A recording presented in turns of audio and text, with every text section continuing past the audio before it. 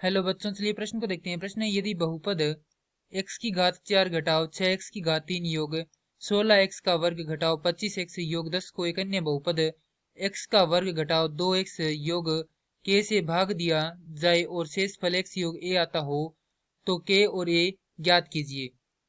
तो प्रश्न को हल करें उससे पहले जो प्रश्न की मुख्य अवधारणा है उस पर विचार करते हैं। तो इस प्रश्न के लिए जो मुख्य अवधारणा है वह हो जाएगी विभाजन एल्गोरिथम प्रमेय। अर्थात हम यहाँ पर यह देखेंगे कि विभाजन एल्गोरिथम प्रमेय क्या होती है। तो इस प्रमेय के अनुसार भाज्य बराबर होता है भाजक गुणा भागफल योग शेषफल। प्रश्न में हमें भाज्य दिया गया है, भाजक भी दिया गया है और हमें साथ में दिया गया है शेषफल, परंतु हमें क्या नहीं दिया गया, भागफल नहीं दिया गया है। तो सबसे पहले हम क्या करते हैं, भागफल ज्ञात करते हैं। तो यहाँ पर लिखेंगे x की घात 4 योग घटाव 6x का घन योग 16x का वर्ग घटाव 25x योग 10। भाग लगाना है x का वर्ग घटाव 2x योग k से।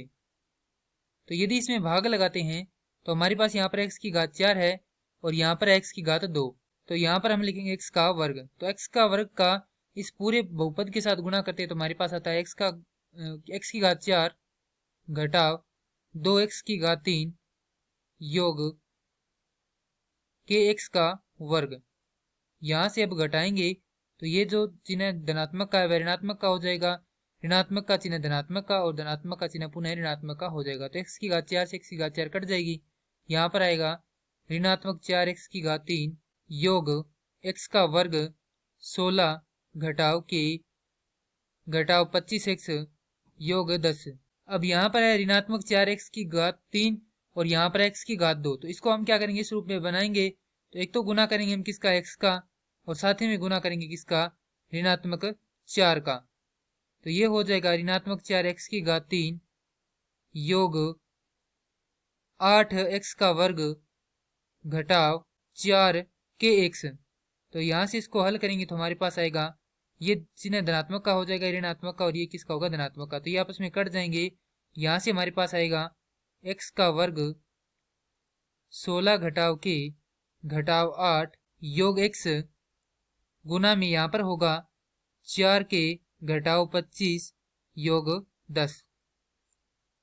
अब यहाँ पर है x का वर्ग गुना में 16 घटाव k घटाव 8। तो इसको थोड़ा हल करके लिखेंगे तो हमारे पास यहाँ पर आएगा 8 घटाव k योग x गुना में 4k घटाव 25 योग 10।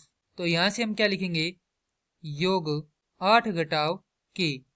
इसका यदि हम इस पूरे पद के साथ गुना करते हैं तो हमें प्राप्त होता है x का वर्ग गुना में 8 घटाव k योग, माफ कीजिए, ऋणात्मक 2x गुना में 8 घटाव k योग 8 घटाव k गुना में k।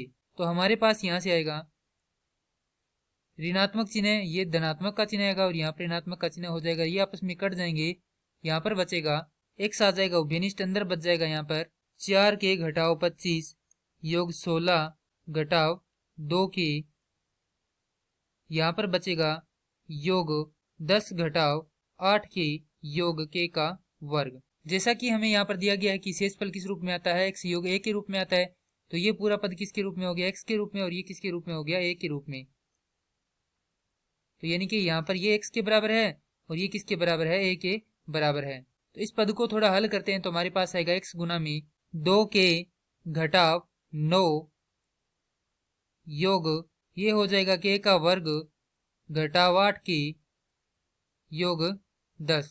अब हम क्या करते हैं, इसको x के बराबर रखेंगे और इसको किसके बराबर रखेंगे, a के बराबर रखेंगे। तो यहाँ से हमारे पास मान आएगा x से x कट जाएगा। तो 2k घटाव 9 बराबर 1, तो 2k बराबर 10, तो k का मान आ जाएगा यहाँ से 5।